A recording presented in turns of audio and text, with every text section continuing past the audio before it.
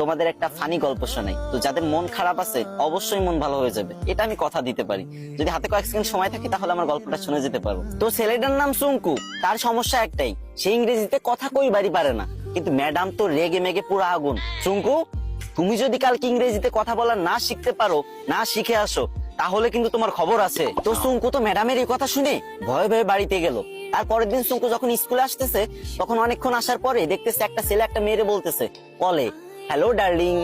তখন সুঙ্কু বলল, এই তো পাইছি রে, এটাই তো ইংরেজি। হ্যাঁ রে আল্লাহ, এত সহজ কথা আর আমি শিখতে পারি না। যাক, এটা আমি মুখস্থ করে নি। তো সুঙ্কু মুখস্থ করে নিল, হ্যালো ডার্লিং। চুঙ্কু ভাবলো রাস্তাঘাটে মনে হয় মানুষ ইংরেজি বলে সবাই, তো এবার থেকে যার ইংরেজি শুনবে সেটাই মুখস্থ করে নেবে। তো চুঙ্কু আর একটু দূর আগে যাওয়ার পরে পার্কের ধারে একটা মেয়ে একটা ছেলেরে বলতেছে, সেট আপ ননসেন্স। তো চুঙ্কু বলবো, এই তো আর একটা ইংরেজি পাইছি, সেট আপ ননসেন্স। এটা শিখে নিল। চুঙ্কু তো মহা খুশি।